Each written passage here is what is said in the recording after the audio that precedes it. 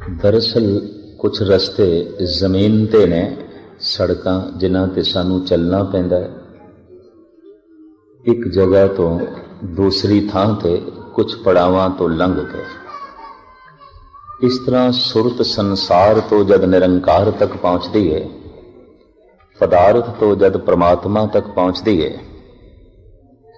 तो कुछ पड़ावां तो लंघ के बकायदा कुछ पड़ाव ने। उन्हां पड़ावां दे बकायदा नाम ने, रस्तियां दे भी नाम ने। एक रस्ते नूं इस्लाम कहंदे ने। इस्लाम एक रस्ते दा नाम है और इस रस्ते च पड़ाव ने। सनातन मत एक रस्ते दा नाम है और इस रस्ते दे कुछ पड़ाव ने। ईसाईयत, यहूदी ते पारसी ये रस्तियां दे नाम ने और इन्हां रस्तियां दे च अपने पड़ाव ने। गुरमत गुरु दा पंथ है, इस दे भी अपने नाम ने और इस पंथ दे, इस मार्ग दे, इस रस्ते दे अपने पड़ाव ने। जद भी किसी ने मंजिल ते पहुंचना है, पड़ावां तो लंघ के पहुंचना है।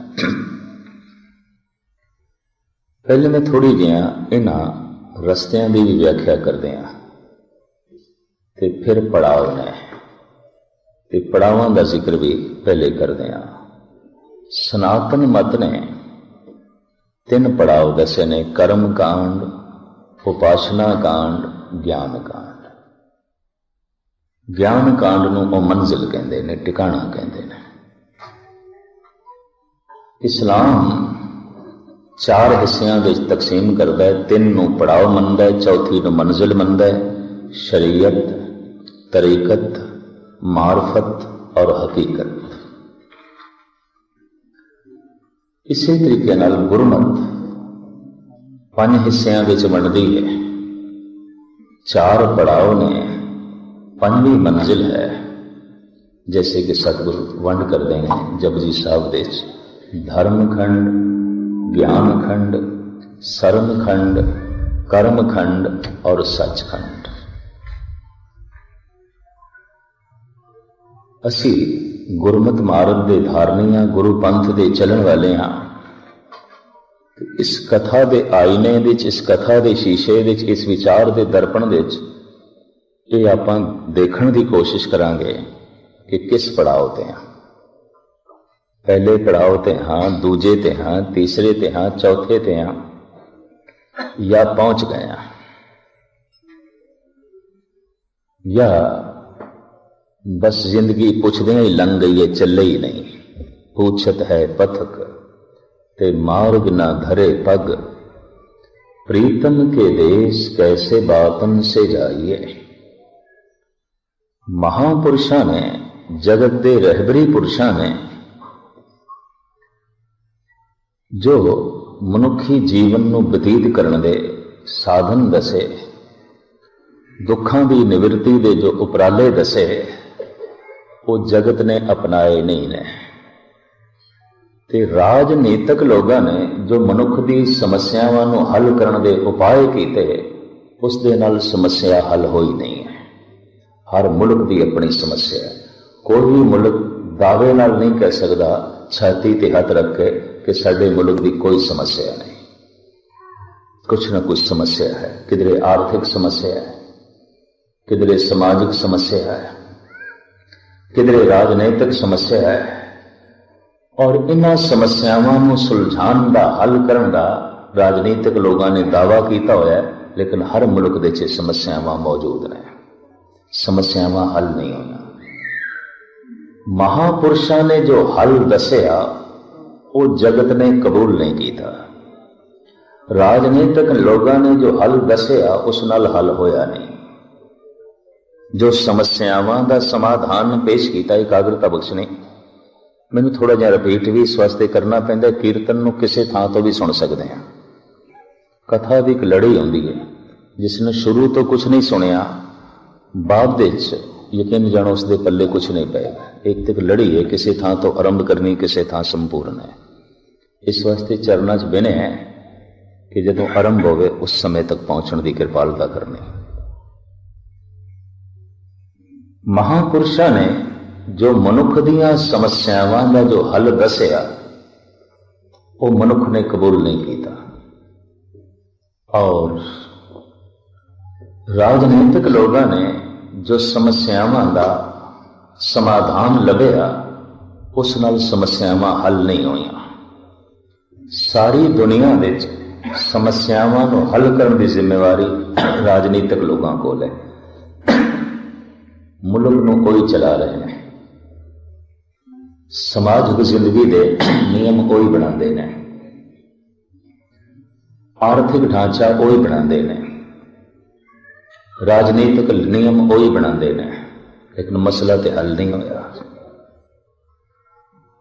कोई मुल्क दावे नाल नहीं कह सकता कि साडे मुल्क विच कोई समस्या नहीं। किधरे परिवारक समस्या है, किधरे आर्थिक समस्या है, और किधरे राजनीतिक समस्या है। किधरे परिवार विच इंसाफ नहीं है, किधरे आर्थिक दुनिया विच इंसाफ नहीं है, और किधरे राजनीति विच इंसाफ नहीं है। ये बेइंसाफियां तुहानूं सारी दुनिया विच किसी न किसी पद्धर ते मिलणगियां। समस्यावां दा हल नहीं होया। जिहड़ा हल अवतारी पुरुषां ने, पैगंबरां ने, गुरु जना ने लभ्या, जो समाधान उन्हां दे कोल सी वो मनुखता ने कबूल नहीं किया, और जो राजनीतिक लोगों ने समाधान दसिया उस नाल समाधान होया नहीं, समस्या हल नहीं हुई। मनुख हजारां साल पहले दुखी सी, अज भी दुखी है। मनुख पहले भी बेचैन सी, अज भी है। की होया? हजारां विच एक दो आदमियों ने कोई रब्बी आनंद मान लिया, समाधि लीन हो गए। ये कोई बहुत वड्डी गिनती नहीं है, ये निराशाजनक है। ये बिल्कुल मायूस कुन हालत है कि 1000 बूटे लगाए जान एक बगीचे विच, सिर्फ दोवां नूं फुल लगन, फल लगन, बाकी सुके सड़े मुरझा जान। तो ये जो दोवां नूं फुल लगे हैं, फल लगे हैं, इस ते कोई खुशी जाहिर करांगे असीं? नहीं, वो जो सैकड़े मुरझा गए।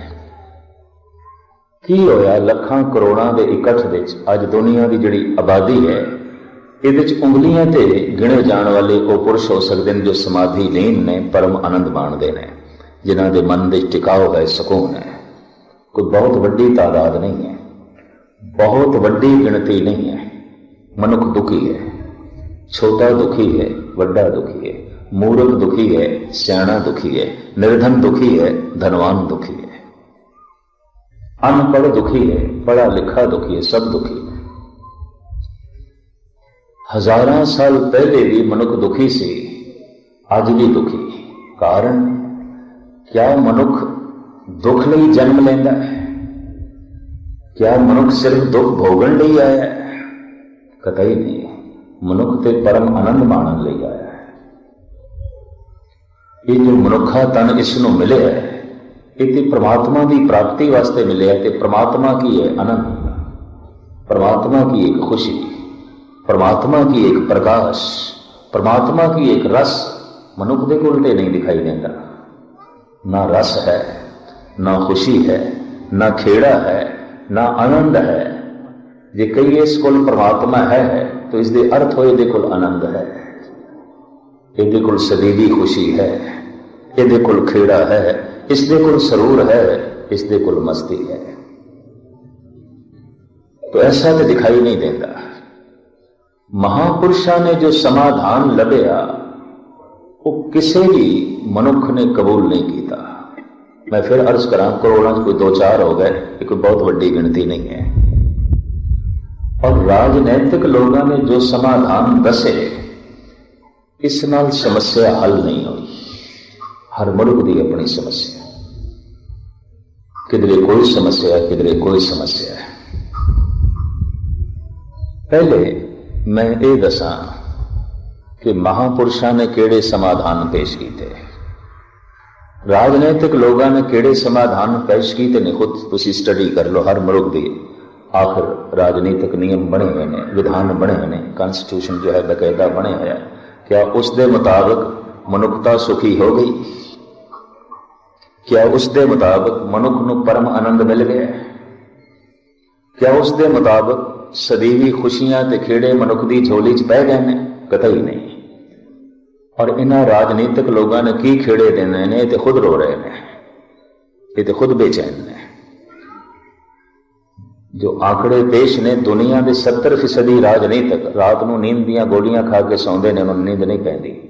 बाकियां की खाक नींद देंगे? ये तो इतने बेचैन ने, ये तो खुद इतने परेशान ने, ये तो खुद इतने गमगीन ने।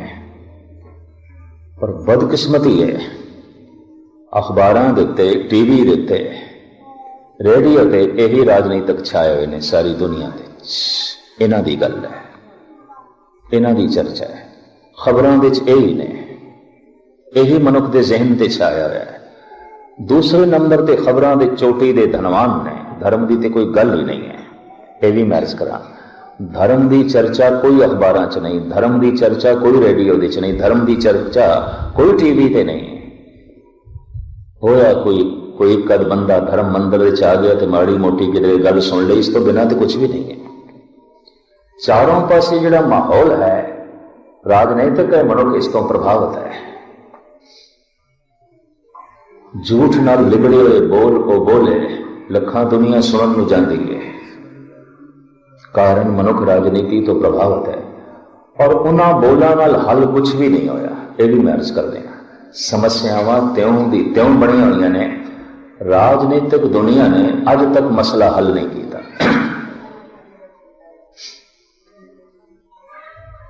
धर्म ने जो मसला हल किया है, जो समाधान पेश किया है, जो दवाई अगों रखी है, ये मनुख ने कबूल नहीं की। तो तुसी आखोगे धार्मिक पुरुषों ने केड़ी दवाई पेश की है, वो मैं थोड़े सामने रखा। प्रथम सनातन मत तो ही गल रखी है, जिन्होंने, चूंकि पुराना धर्म 5000 साल पुराना, बौद्ध धर्म गालबन 2500 साल पुराना, ये ईसाईयत गालबन 2000 साल पुरानी, इस्लाम गालबन 1400 साल पुराना, और सिख धर्म गालबन 550 साल पुराना। इनका जो नवीन धर्म है, वो जो सब तो पुराना धर्म है, वो कहता है मनुख दियां सारियां समस्यावां का समाधान ज्ञान है। ज्ञान की प्राप्ति आनंद की प्राप्ति है, ज्ञान की प्राप्ति सुख की प्राप्ति है, ज्ञान की प्राप्ति वास्तविक है, हकीकत ते सच्चाई की प्राप्ति है। और उन्होंने कहना सी कि सारे दुख संताप अज्ञान तो पैदा होते हैं। पता चल जाए ये जहर है तो त्याग दें देर नहीं लगती, पता ही नहीं है।